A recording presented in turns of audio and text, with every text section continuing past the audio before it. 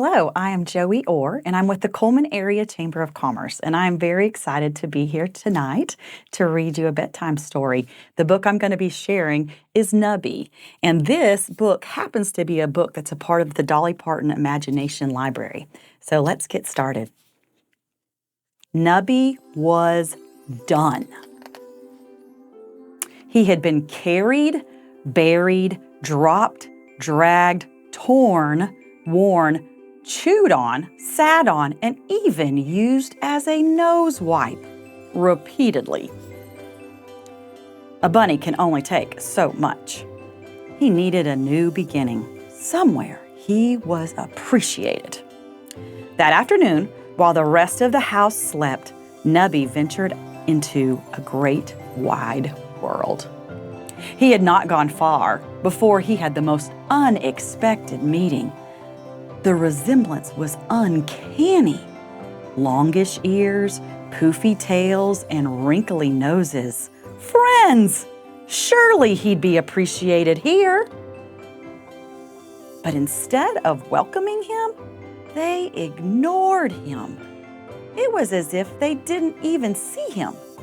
His boy would never treat him like that. His boy would. He couldn't quite put a paw on it. Oh well, Nubby told himself. Something better was bound to come along, and soon it did. Nubby landed the starring role in a magic show. He'd be famous, and then everyone would adore him. He just knew it.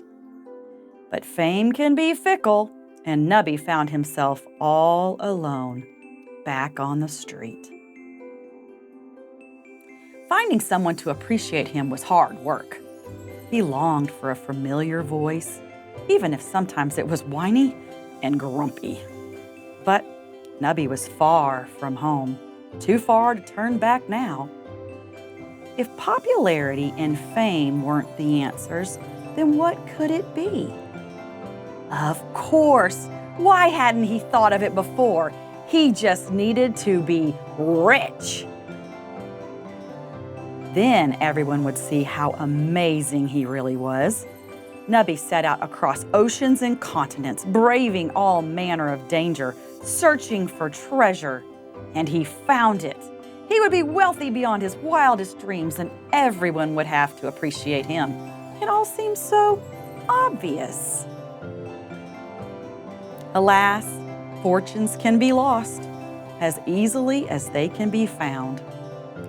Nubby lay staring up at the sky, the pain in his chest cut deep, deeper than torn cloth and strewn stuffing.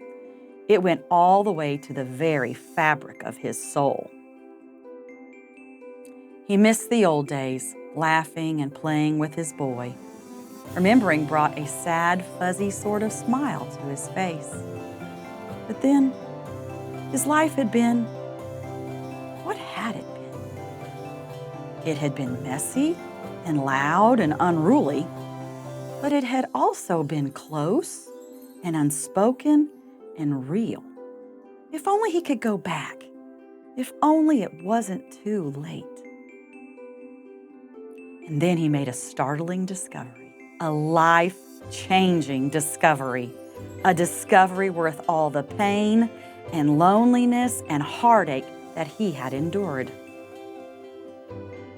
Nubby pulled himself up, found a ride, and hurried back home. Nubby was still carried, buried, dropped, dragged, torn, worn, chewed on, sat on, and even used as a nose wipe. But now he barely noticed. He was too busy being nuzzled, snuggled, cuddled, clutched, bathed, bundled, squeezed, smooched, and utterly adored. Repeatedly. Just like he'd always been, only now he cherished every moment of it. And that made all the difference. The end. I hope you enjoyed our story today, and I hope you'll find your Nubby or your bear or whatever it is that you enjoy snuggling with and that you have sweet dreams. Good night.